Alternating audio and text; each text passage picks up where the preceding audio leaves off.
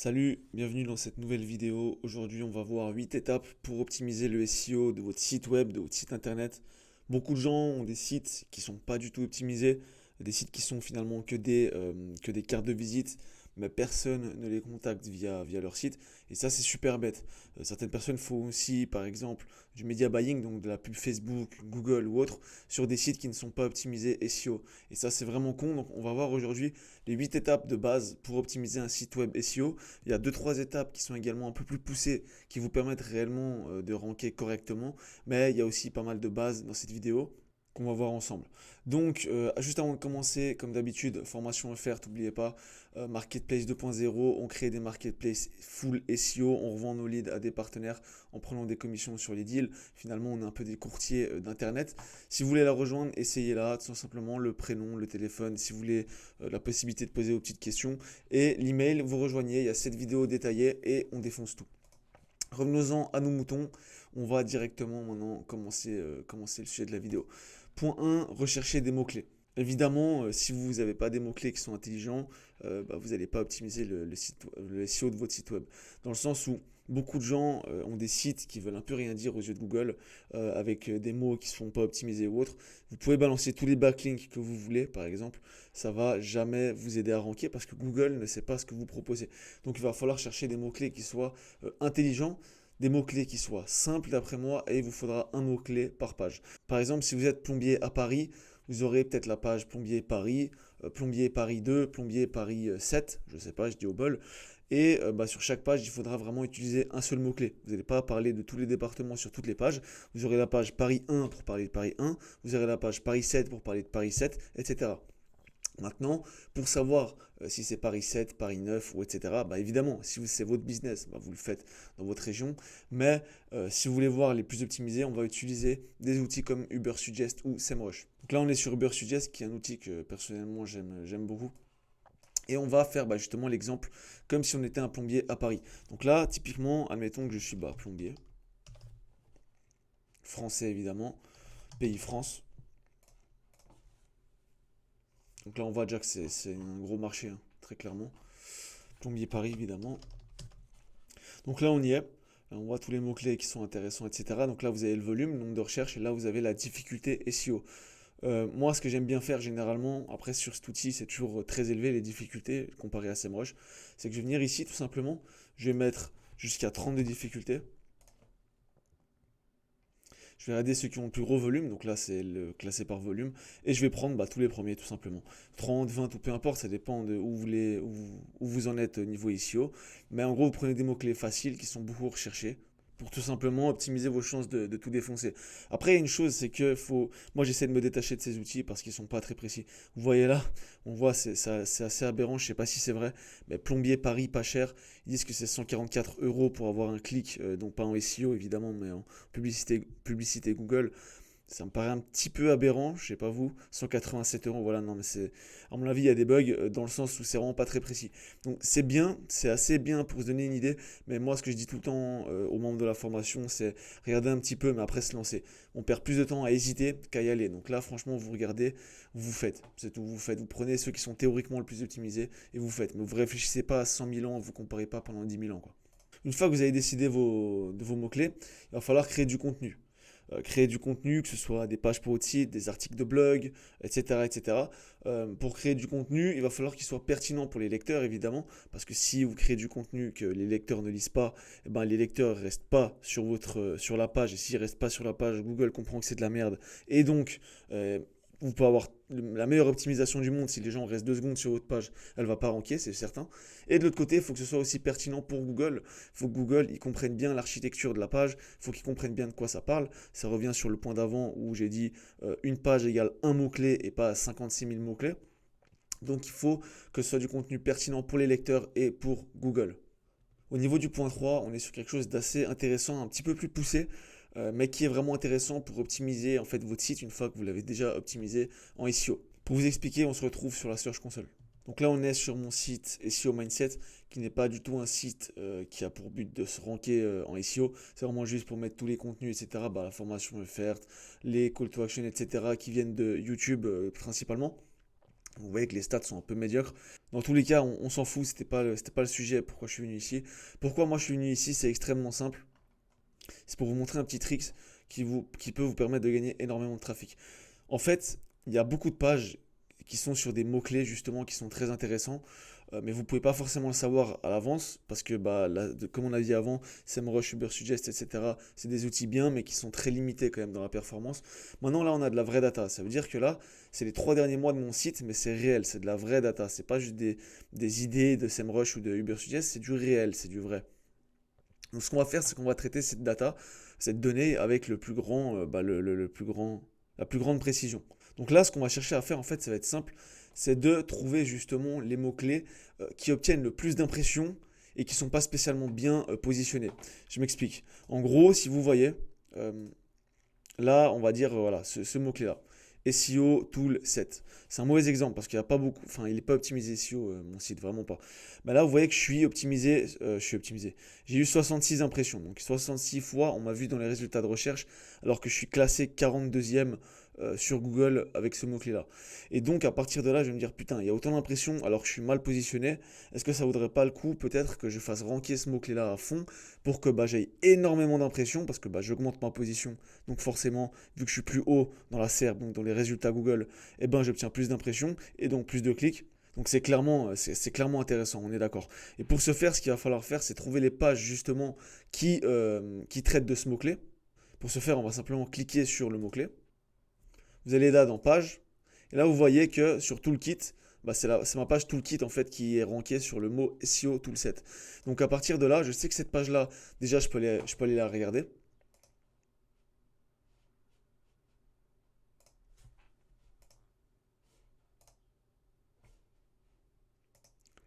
Et là, on voit, si je fais un commande F SEO Tool 7, j'ai même pas une fois le mot-clé sur la page, d'accord?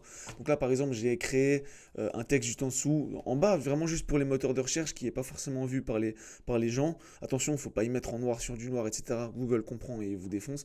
Mais j'ai réécrit un petit texte, par exemple, vous cherchez le meilleur SEO Toolset, blablabla, nous proposons le meilleur SEO Toolset, SEO Toolset, etc. Dans un texte qui soit évidemment logique et qui ait du sens. À partir de là, vous avez fait le travail pour la page. Évidemment, vous pouvez aller créer un article de blog sur ce sujet-là, etc. pour multiplier vos chances. Mais après, ce que moi, je peux vraiment vous conseiller, c'est d'aller créer du backlink. Donc, on verra après ce que c'est les backlinks pour ceux qui ne savent pas. Et j'irai tout simplement le rediriger sur cette page pour que cette page grimpe en domain authority, pour que cette page grimpe en trust flow, citation flow, etc. Et pour qu'elle grimpe énormément dans les moteurs de recherche. Mais comme je vous ai dit avant, si vous ne travaillez pas le on-site, donc ce qui se passe sur votre site, c'est inutile de faire du backlink parce que vous allez ranker sur rien en fait. Google ne comprendra pas sur quoi vous devez ranker. Quatrième point maintenant, l'optimisation des images. Trop de gens sur leur site, ils ont des images énormes, alors enfin dans de très grosses tailles, alors que c'est des petites images, ils pourraient les rapetissir. Trop de gens ne renomment pas leurs images, etc., etc. Trop de gens les mettent en format PNG au lieu de JPG. Donc là vraiment, il y a des règles à respecter pour les images. Première chose, le nom des images. Quand vous avez une image sur une page qui est par exemple Plombier Paris 2, il faudra que l'image s'appelle Plombier Paris 2 pour que Google comprenne que c'est vraiment dans le sens du truc. Il comprend et ça va même peut-être ranker sur Google Images. Attention quand vous renommez une image, le mot-clé, enfin c'est pas des espaces. Par exemple, c'est pas plombier espace Paris espace 1, c'est plombier-Paris-1. Les espaces c'est des tirets, sinon Google il voit pas les espaces, c'est simplement il croit que c'est collé et donc ça veut rien dire. Deuxième chose, la taille des images. Il faut rapetissir un max la taille des images. Quand vous allez sur Canva, vous mettez par exemple un format, par exemple 1000 sur 1000. Vous pouvez la télécharger comme ça, l'image. Regardez ce que ça donne, la mettre sur le site. Et en fait, quand vous la mettez sur votre site, généralement, ça la met en taille réelle, donc en 1000 sur 1000, ce que ça veut dire. Et si tout d'un coup, vous avez besoin de rapetissir l'image manuellement, au lieu de la rapetissir manuellement, allez sur Canva, télécharger une image plus petite, enfin rendez-la plus petite, donc par exemple 800 sur 800, pour que quand vous l'importez, elle soit plus petite et qu'elle soit moins grosse en taille, dans le sens où ça va prendre moins de temps à charger votre site web. Et la vitesse du site web, c'est un truc qui est assez... La vitesse de chargement du site web, c'est quelque chose qui est assez important pour le référencement. Donc vraiment, nom des images important, faites attention. Et la taille des images, mettez-les les plus petites possibles, évidemment. Il ne faut pas qu'elles soient floues, il ne faut pas qu'elles soient pixelisées. Il faut quand même qu'elles soient de qualité. Donc cinquième point, les balises HTML, ça c'est aussi super important. Là, si on prend l'exemple de mon site, donc je disais mon site il n'est pas optimisé, mais quand même un minimum. Je suis quand même toute personne du SEO qui se respecte ne peut pas faire un truc qui est complètement pas SEO friendly. Là, si vous regardez en gros, ça c'est le titre de ma page, d'accord? Donc c'est le H1, c'est le header 1 en gros. Si je mets inspecter, évidemment, je l'ai mis en H1. Et on peut le voir juste ici, H1, et vous voyez que ça sélectionne bien mon titre. Ensuite, en dessous, évidemment, il y a des H2, parce qu'il ne peut pas y avoir 36 000 titres 1. À un livre, on ne lui donne pas 4 titres, on est d'accord. À un livre, on lui donne un titre. Par contre, il y a des chapitres dans le livre. Et là, par exemple, ce serait le chapitre de mon livre, donc le H2, ok? Là, il y a le premier H2. Là, il y a un deuxième H2.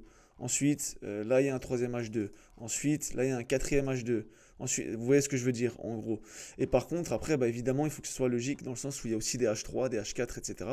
Donc, si tout à coup, dans notre histoire, j'avais mis, par exemple, un petit texte et ensuite j'aurais mis un sous-titre dans notre histoire, par exemple, j'aurais pu faire notre histoire avant de lancer la boîte. Et ensuite le texte. Ensuite, un autre truc, ça aurait été comment on a fait grossir l'entreprise, etc., etc. Et en fait, c'est des sous H2, donc c'est des H3, logique. Donc, en gros, il faut vraiment optimiser ça. C'est assez simple, c'est logique finalement. C'est juste hiérarchiser la chose pour que Google comprenne dans quel sens est-ce que ça se lit, etc. Et il va vraiment mieux vous aider à ranker. C'est très simple, mais c'est très important. Un point également très important, je crois que c'est le dernier pour tout ce qui est SEO on-site, donc pour l'amélioration de votre site internet depuis l'interne, donc tout ce qui est page, etc., pas ce qui est backlink, c'est d'avoir des call to action qui sont visibles. Si vous regardez mon site, qui est ici par exemple, les call to action, donc là où je veux amener les gens, ils sont visibles, ils sont carrément en rouge. Vous voyez, là ils sont visibles, on les loupe pas, d'accord? Trop de sites, il y a trop de sites qui ont fait des call to action qui sont presque invisibles, comme les sites de l'État, etc. Bon, eux ils n'ont pas besoin parce que bah, évidemment, quand vous devez aller voir l'État, c'est vous qui devez vous bouger, pas eux, parce que vous êtes obligé généralement. Mais généralement, il y a trop de sites qui n'ont pas des call to action visibles. Donc faites en sorte d'avoir des appels à l'action qu'on voit et quoi, que les gens ils ne doivent pas chercher pendant 10 minutes pour savoir comment vous contacter. Ils doivent trouver directement. Ils veulent vous contacter, ils lèvent les yeux, c'est bon, ils ont trouvé. Vous voyez ce que je veux dire dans l'idée. Donc les call to action doivent être gros, visibles, évidemment pas dégueulasses non plus. Le septième point, la Google Search Console. Donc là, on n'est plus vraiment dans le on-site, mais on n'est pas forcément sur le off-site non plus. La Search Console, c'est quoi? En gros, c'est l'index de Google. C'est-à-dire que Google, il faut le voir comme une grande librairie, d'accord? Il faut le voir comme une grande librairie. Et le truc, c'est que la librairie, tant que vous n'avez pas montré votre livre à la librairie, eh ben, elle ne sait pas que votre livre existe et elle ne peut pas le proposer aux autres, d'accord? En gros, c'est ça. La Search Console, c'est vraiment un index vers lequel il va falloir envoyer tout simplement votre site web pour qu'ils le lisent, pour qu'ils le comprennent et qu'ils puissent le classifier au bon endroit pour que les bonnes personnes soient intéressées. Parce qu'évidemment, le but de la librairie, c'est pas de proposer des livres d'histoire à des gens qui cherchent des livres sur les maths. Vous voyez ce que je veux dire? Donc en gros, il va falloir envoyer le sitemap, donc qui est le plan de votre site, à Google. Il va falloir vérifier l'indexation. Donc pour ce faire, ce qu'il va falloir faire, c'est là dans sitemap tout simplement, et trouver l'URL de votre sitemap. Donc si vous êtes sur Wix, c'est slash sitemap.xml, d'accord? Vous allez l'envoyer ici. Ils vont découvrir les URL que vous avez sur votre page. Et voilà, Google capte que votre site existe. Après, il peut comprendre que votre site existe, le connaître, passer dessus, mais pas l'indexer, d'accord? Il peut se dire, ok, cette page-là, elle n'est pas assez qualitative, je ne veux pas la mettre sur Google. Ce qui m'arrive là justement, avec les 8 qui sont exclus. Donc là, le but évidemment aussi, ça va être de les indexer. Parce que une page que Google connaît mais qu'il ne met pas dans la librairie, finalement, bah, les gens ne peuvent pas la voir. Si vous avez une page mais qu'elle est dans le stock de la librairie, mais pas directement dans la librairie pour les acheteurs, elle ne sert à rien. On est bien d'accord sur ce point. Donc en gros, là, il va falloir aller travailler l'indexation.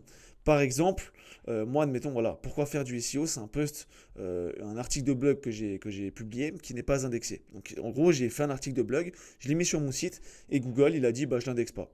Donc là, c'est carrément super con parce que j'ai bossé dans le vent. Qu'est-ce que je vais faire simplement pour aider ça? Je vais cliquer là sur la petite loupe. Google va analyser la page à nouveau et vous allez demander une indexation. Et vous allez faire ça toutes les semaines jusqu'à ce que toutes vos pages soient indexées. Une fois que toutes vos pages sont indexées, vous allez voir les impressions et les clics sur votre site web en SEO, ils vont vraiment exploser. Donc là, j'ai envoyé la page. En gros, voilà, je vais envoyer toutes les autres. Et avant, en fait, j'ai dit une bêtise. Je voulais juste pas m'arrêter en plein dans ma phrase. Mais en gros, quand elles sont détectées ici, vous cliquez dessus, vous voyez que Google ne les a jamais explorées, d'accord? En gros, c'est des pages qu'il a détectées, mais qu'il n'est jamais passé dessus. Par contre, quand elles passent dans la catégorie explorer mais non indexé, ça veut dire qu'en gros, par exemple, s'il y a une page ici que je fais explorer à Google, il l'explore mais il ne veut pas l'indexer, eh ben, il va la mettre justement dans cette catégorie qui s'appelle explorer et non indexé. Une fois qu'elles sont explorées et non indexées, ça veut dire que le problème, il vient de la page et il vient pas juste du fait que Google n'est pas passé dessus. Donc là, en gros, vous les envoyez et une fois que vous les envoyez, si elles passent dans l'autre catégorie, je traiterai ça dans d'autres vidéos parce que c'est beaucoup trop complexe. Maintenant, on se retrouve sur le dernier point qui sont les backlinks. Donc ça, c'est un peu plus technique, c'est un peu différent parce qu'on est vraiment sur du off-site. Un backlink, c'est quoi? Un backlink, c'est un lien qui dirige d'un site à un autre. Par exemple, là, Wix, vous voyez qu'ils ont un lien dans leur bio Instagram qui redirige sur wix.click. Donc ça, c'est un backlink qui redirige vers wix.click. Bon, qui est d'ailleurs en fait un link tree, donc un arbre de lien. Mais bref, en gros, ils auraient pu mettre Wix. Ça, c'est un backlink, d'accord? Et le but avec les backlinks, c'est simple, c'est de dire à Google, et salut Google, regarde, il y a ce site-là qui redirige vers le mien, ça veut dire que je suis quelqu'un aussi de confiance. Parce que c'est clair, quand vous allez faire des backlinks, vous ne les faites pas sur des sites que Google déteste, vous allez les faire sur des sites d'autorité, comme Medium, Instagram, etc. Donc il y a aussi des backlinks nofollow, je ne vais pas vous perdre avec ça. Si vous voulez vous mettre dans le SEO, de toute façon, vous allez regarder mes vidéos et vous allez très bien comprendre ce que c'est. Mais en gros, il va falloir créer des liens de sites qui soient de confiance de Google sur votre site pour que Google se dise ok, ce site il a des liens de la part de ces sites là, c'est qu'il est chaud patate, je vais le faire ranker un peu mieux. Donc là on a vu dans la globalité 8 points ou 9 points, je sais même plus, pour améliorer le SEO de votre site web. Évidemment on les a vus en très large, d'accord? On aurait pu faire une vidéo de 60 heures sur ce sujet là sans aucun problème. Donc là, on l'a vraiment vu dans la globalité. Si vous voulez aller plus loin, je vous invite à vous abonner très clairement à la chaîne parce qu'il y a plein de contenus comme ça. Et également rejoindre le groupe Discord d'entraide SEO totalement gratuit. Et pourquoi pas aussi vous inscrire à la formation gratuite. Je sais, c'est bateau, c'est chiant, ces trucs. Vous devez mettre évidemment votre email, etc., etc. Mais franchement, il y a de la réelle qualité. Et si vous voulez lancer du SEO ou des marketplaces, je pense que vous êtes clairement au bon endroit. Si vous avez kiffé, n'hésitez pas à lâcher un petit like, un petit commentaire. Et on se retrouve très vite. Allez, ciao!